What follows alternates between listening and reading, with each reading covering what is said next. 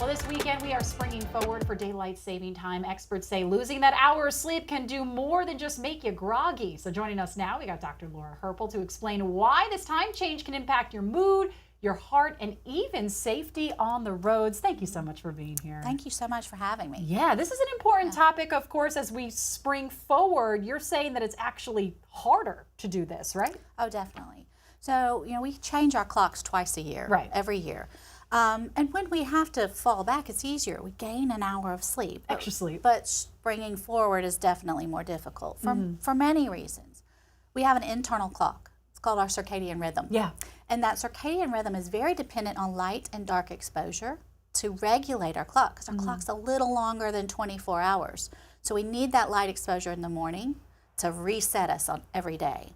Yeah. And when we move ahead an hour, we lose an hour of sleep, but it's not just losing an hour of sleep. We've lost that sunlight in the morning, and at least initially. The days get longer as the summer goes on, but we also gain an hour of light exposure later when we're supposed to be having dark exposure. So that's why you were saying, you described this as like social jet lag? Social jet lag. So social jet lag is interesting. We experience it whenever we fly to a different time zone. Right. So if we're flying west, it's easier on us, right? But if we fly east, then it can become a little more challenging to get up in time, to do what we need to do.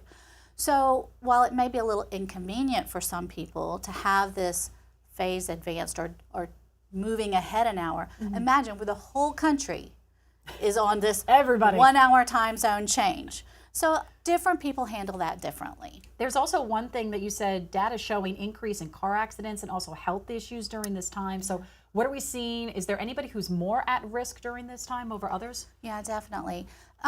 When we have this phase shift in our sleep, it can create problems with our sympathetic nervous system and essentially sleep deprivation.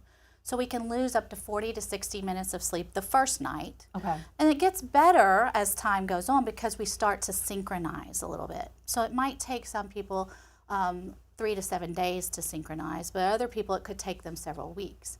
What happens is when we lose that sleep and we're sleep deprived, there's increased cardiovascular risk, like cardiovascular accidents like heart attacks and strokes have been reported at higher frequencies in that first couple of days to weeks, right associated with the time change.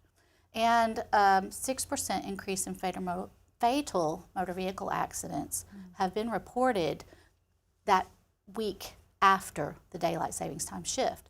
So it's important to recognize when we're tired and be kind to ourselves and recognize if we're not feeling as good or struggling and not start anything too excessively new, like a new workout program where we could have increased injuries until we're synchronized. So that's what I was going to ask as we wrap up this chat. What are some realistic goals that we can do right now before this weekend and before we have to change the clocks? So realistic goals, I would encourage everyone to start not Saturday night, right?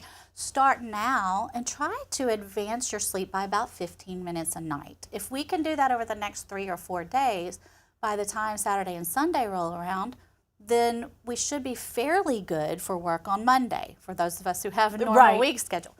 But if we can do that and advance it little by little, it's a lot easier on us than a whole hour difference, because an hour can make a big difference when we're talking about sleep deprivation. Yeah, definitely some important stuff there. And also we have to make sure, please change your clocks. You don't want to miss anything. You don't want to be late for anything. Really important stuff to make sure that your circadian rhythm, that's what it's called, circadian rhythm, to get back on track. Dr. Herpel, thank you so much for being here.